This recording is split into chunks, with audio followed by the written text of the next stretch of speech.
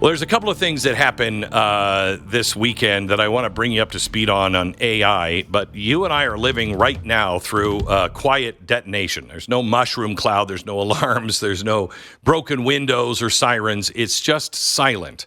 But make no mistake, a detonation has happened. And we're about to see that shockwave come our way sooner rather than later. In 2016, there was an AI that made a move in the game Go. I don't know if you remember this, but it was a move that nobody in 2,500 years playing the game Go had ever even considered. It was genius. It was actually alien genius. No human had ever thought that thought. And that was the moment that the earth quietly shifted under everybody's feet, but hardly anybody felt it or noticed it.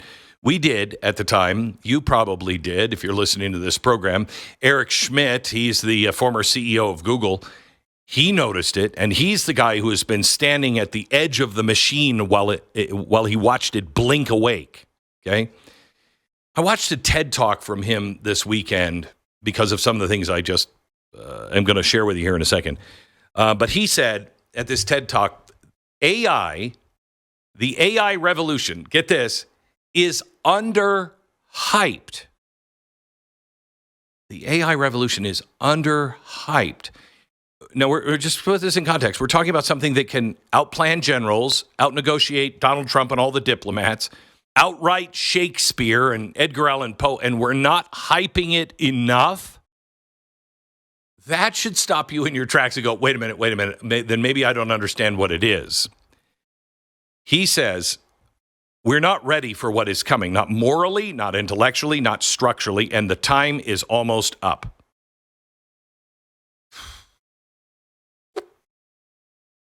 I'm working on something that I'm going to need your help on, and we'll talk about it soon, probably in the next few weeks, but I've been working on something with AI, and it is really, and I know it. It's why we have two teams. One in this hemisphere, one in the other hemisphere, and they just switch workloads. One goes to sleep, the other picks it up, working literally around the clock because we are really, truly running out of time. In fact, we're running out of everything except consequences. That's the only thing that we're really not running out of, and they're about to catch up with us. A lot of people don't know that I'm a painter, and I gave up painting because of demoralizing pain in my hands. I was losing hope. If pain keeps you from really living, I urge you to do what I did. Try Relief Factor. Relief Factor is a 100% drug-free supplement developed by doctors. It's safe to take every day, and it has helped me and so many others. You can try their 3-week quick start right now, $19.95 at relieffactor.com.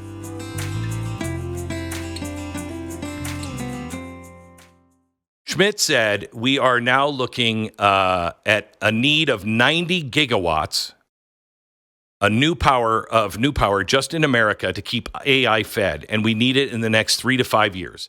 So let me put that in perspective. That's 90 nuclear power plants. Now, he will tell you we're not building any, and I think we aren't building any, but I spoke to Donald Trump about this recently, and he said every single cloud farm is going to be able to build their own power plant. He said, I'm cutting all the regulation, et cetera, et cetera. But you better hurry. You better hurry. And this isn't about apps or productivity. This is about whether we can even fuel the future that we're headed towards, if we can even compete. And we are now entering a time, this gets faster and faster every day, where AI will think without you. It's not just talking or using language anymore to speak to you. It's planning, it's coordinating, it's learning.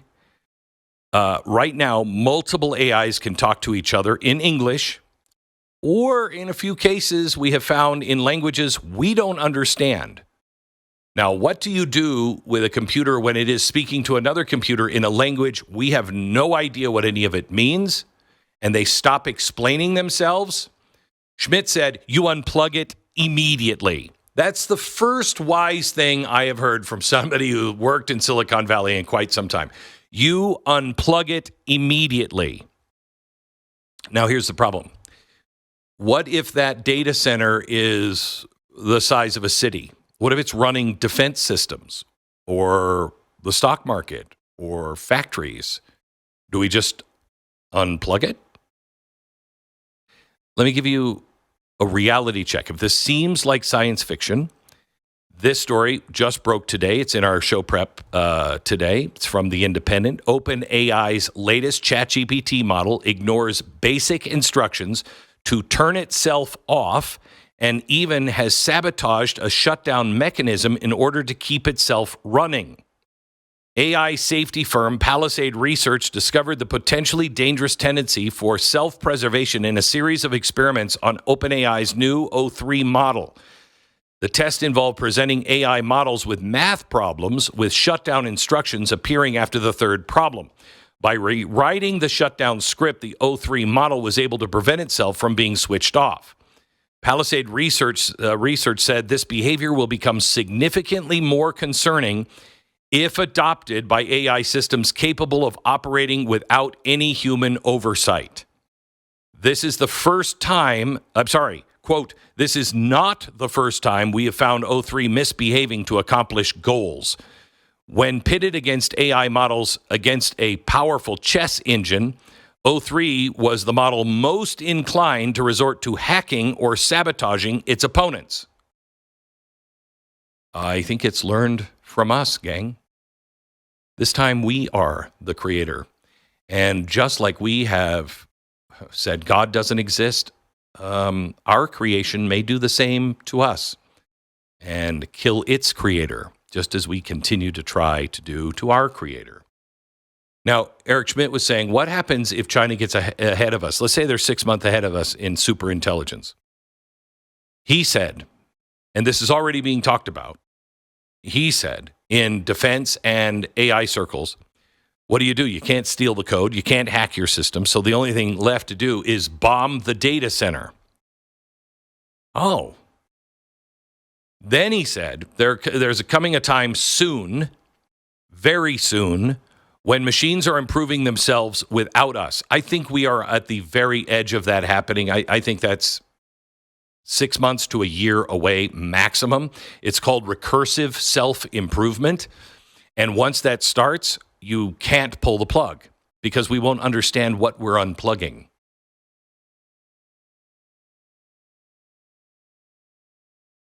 I just want you to think of this.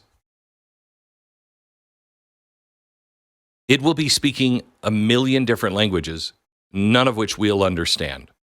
And we won't be able to unplug it because we won't understand the consequences of unplugging it. Again, 1,000 different languages. This is the Tower of Babel in reverse. We're building a tower, and the ones who are actually going to be building the tower are scattering their languages that we can't understand. I mean, the biblical reversals in AI don't escape me. I don't know if they do you. But here's the trap we're in.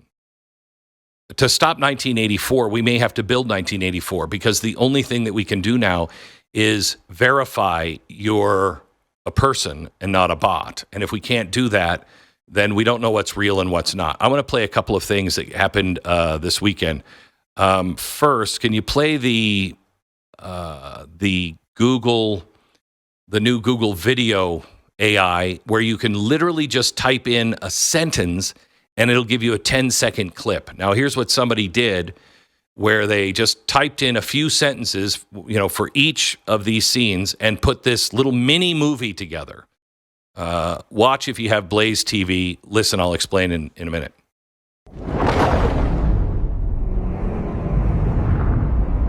Panic is spreading worldwide tonight as the arrival of the unidentified vessels triggers states of emergency across every continent. They're here! They have come for us! They're gonna kill us! Don't look at me like that! I paid for this cheese! Also, does it matter? We're all gonna be dead anyway. Attention. By order of the National Emergency Act, martial law is now in effect. All civilians must remain indoors. I'm telling you, it's just a hologram. Government cooked this up to keep us inside. Imagine they come in peace, no lasers from the sky. Imagine they come in peace, just hovering in the sky. To everyone Okay, struggling out stop. there, stay. Everything that you are seeing on this, if you're watching, and if you're only listening to it, all the voices, everything, all computer generated.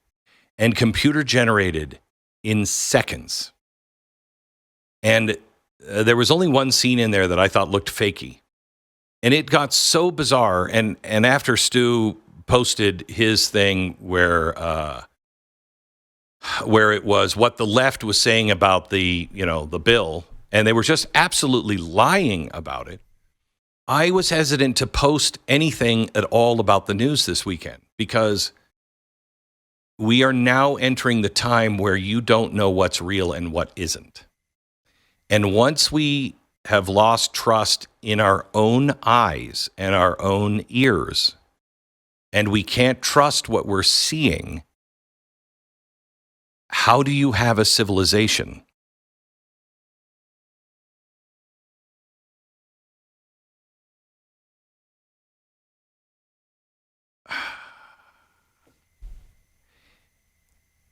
Here's the one thing you have to remember.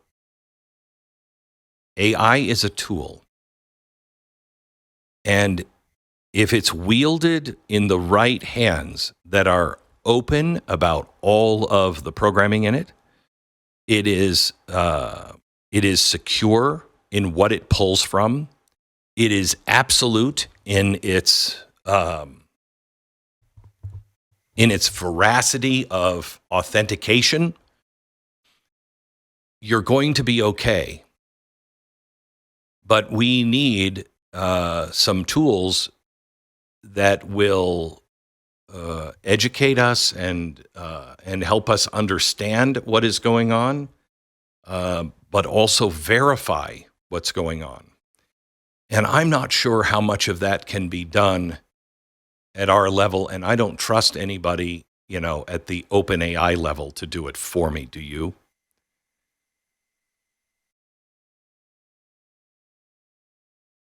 I heard somebody talk this weekend, and they don't speak, and they don't like to speak at all. And so they said, I asked Grok to help me out on a speech.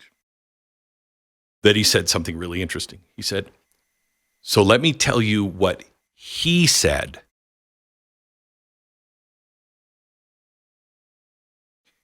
He's not a he.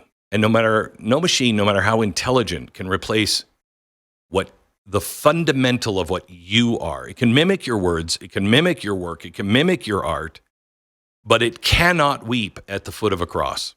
It cannot love. It cannot repent. It cannot rise. Only you can do that. The age of men will be over in our lifetime if we surrender to this. There will come a time, and it's not far from these words, a time when the machines will no longer wait for us. They'll no longer ask. They'll no longer explain. They will begin to improve themselves. This could happen within the next 12 months. They will improve themselves not by our hand, but by their own. It's called recursive self-improvement. The moment that code rewrites its own code and gets stronger and stronger and stronger, and it's beginning to happen.